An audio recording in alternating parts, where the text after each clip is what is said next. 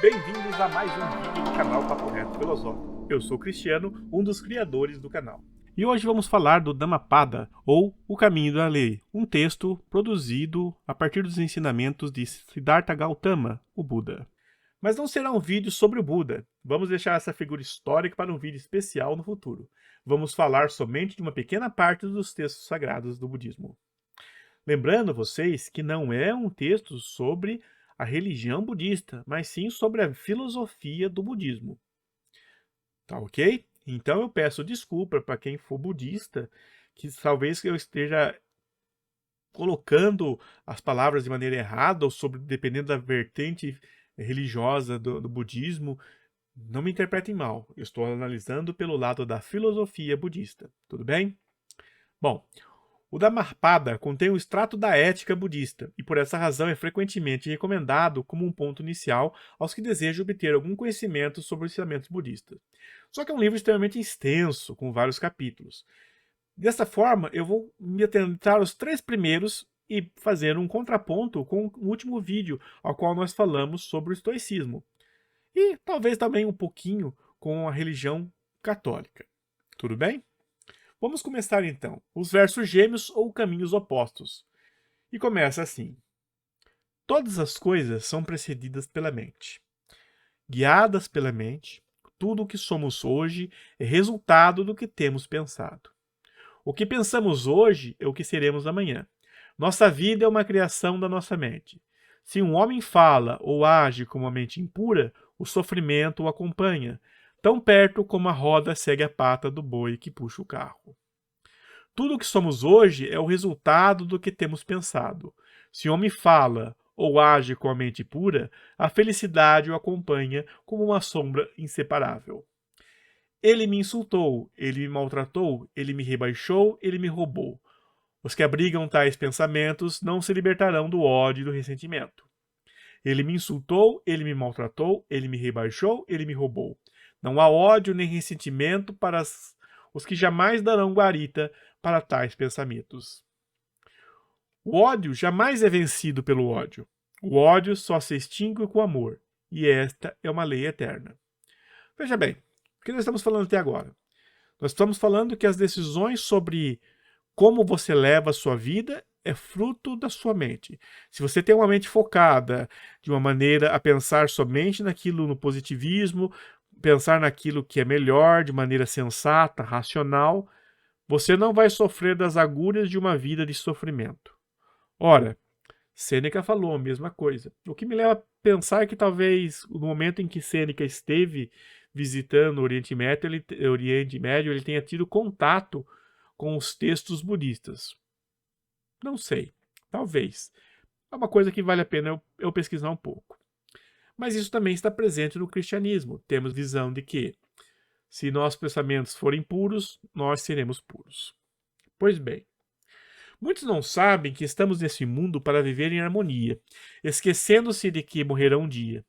Para os que meditam nisso, não há divergências e a vida se torna mais branda.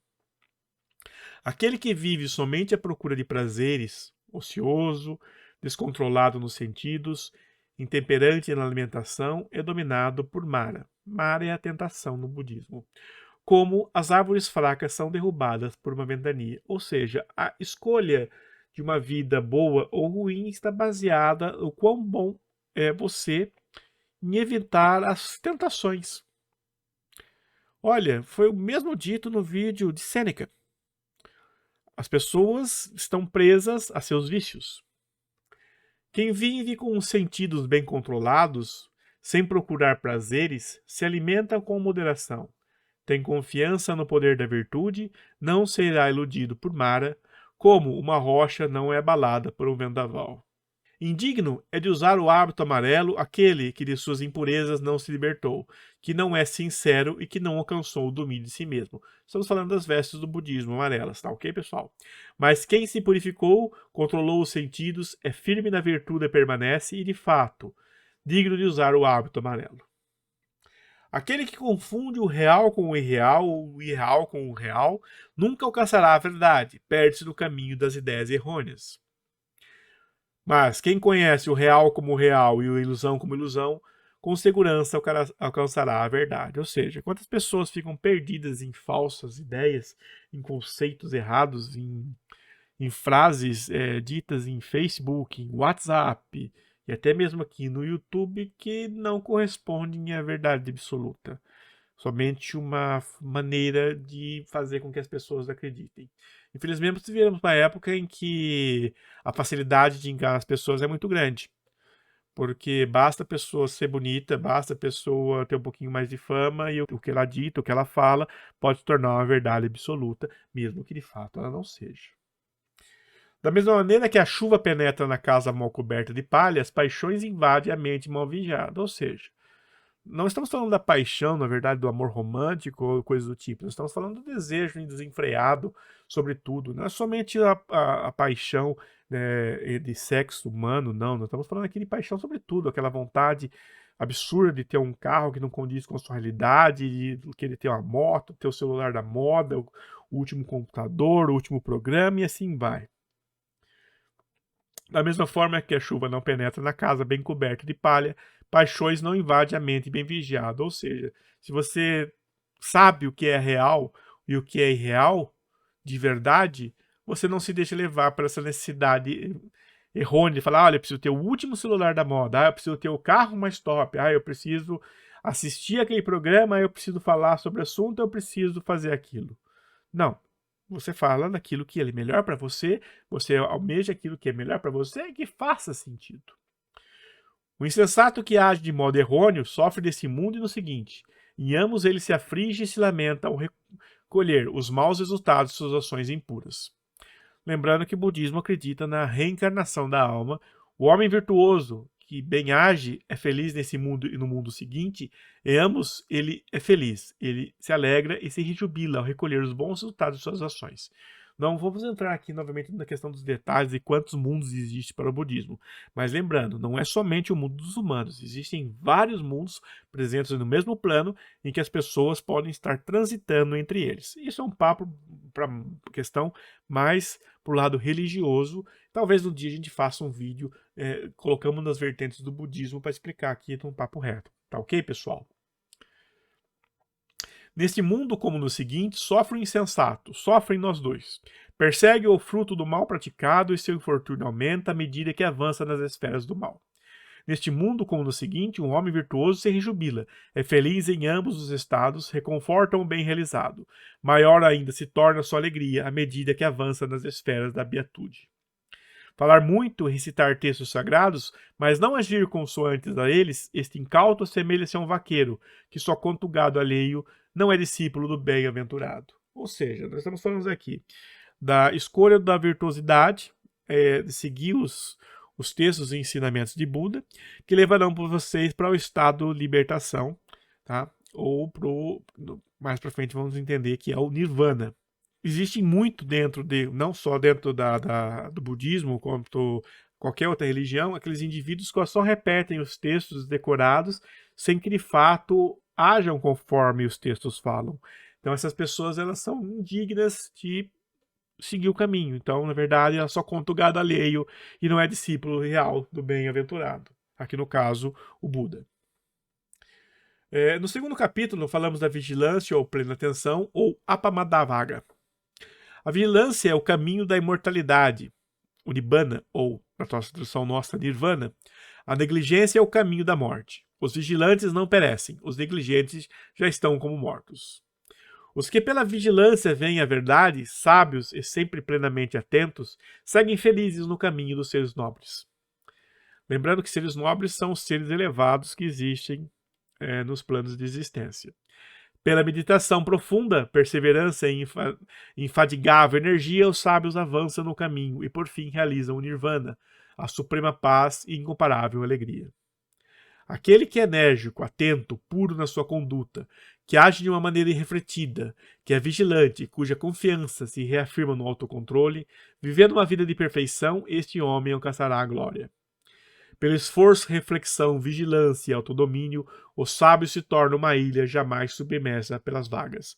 Novamente, aqui não tem como não traçar um parâmetro com o que foi dito no estoicismo de Sêneca, E da mesma forma, levando para lá da religião, da fé, da retidão, do cristianismo, olha só, elas são 3 vertentes que estão dizendo a mesma coisa sobre a questão de levar para você a um estágio melhor de vida.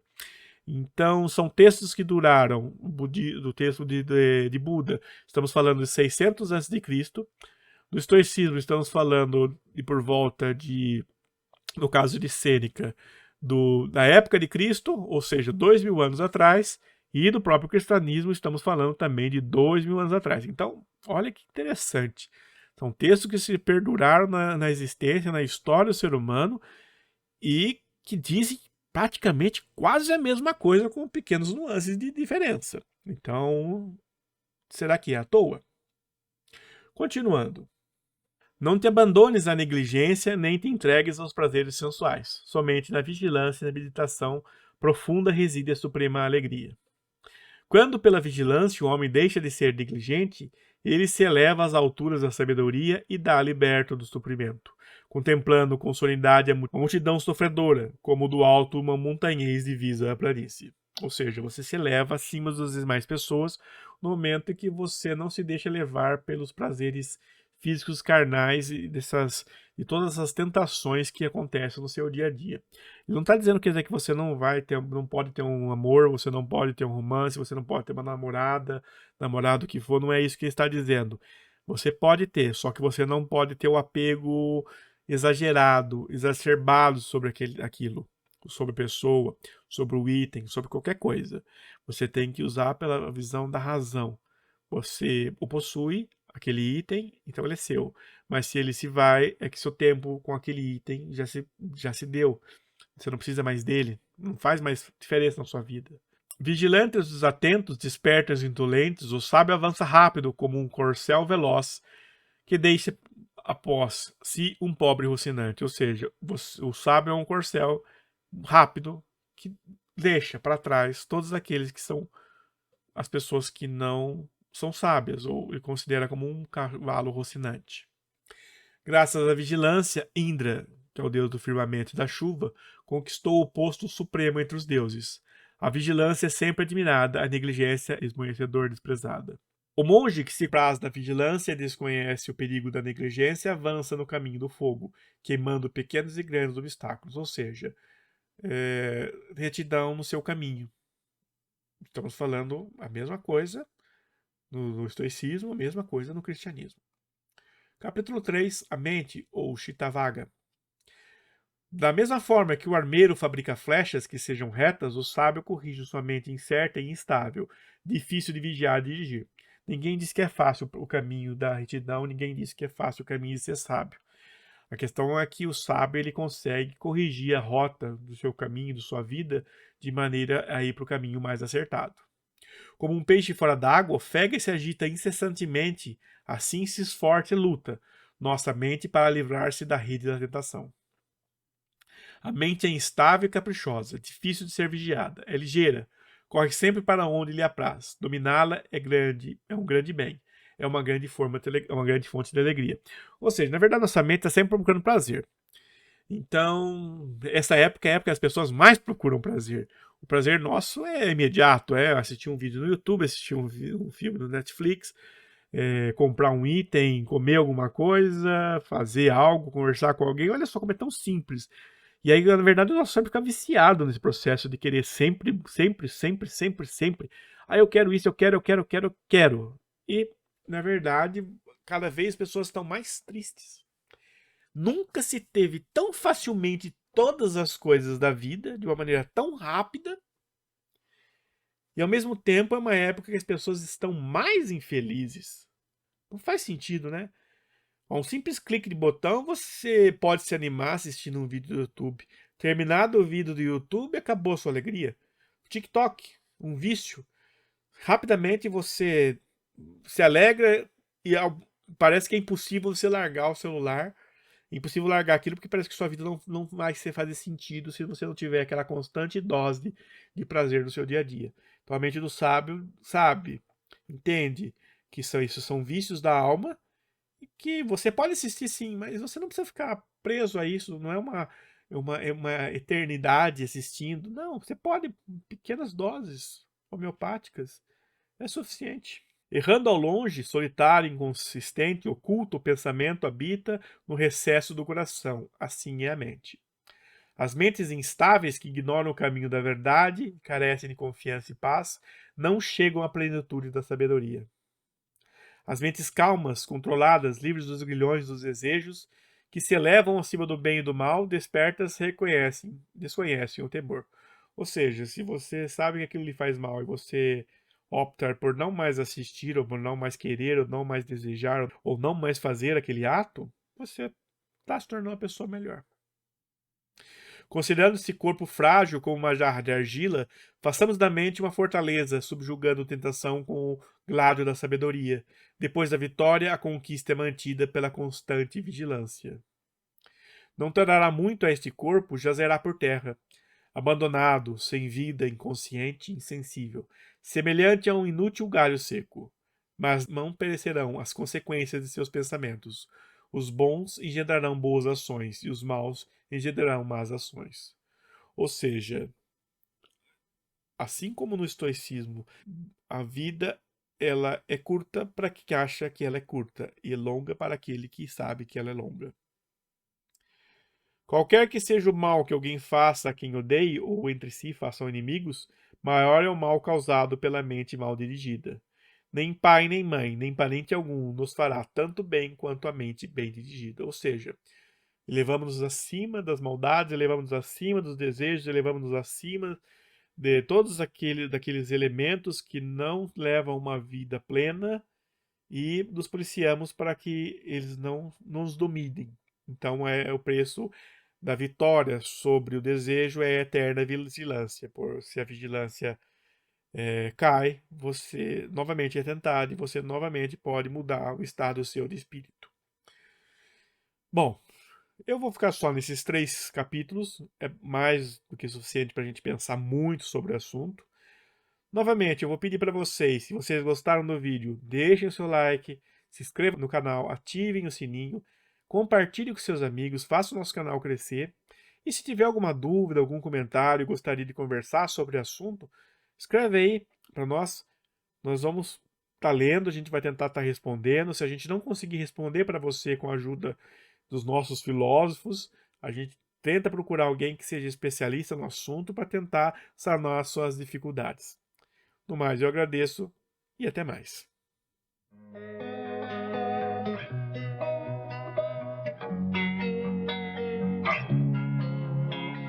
Losing time, I'm fading fast. I just wanna make it last. Try to let go of the past. I close my eyes, embrace the blast. Sleepless nights and headaches stack. Restlessness to hell and back.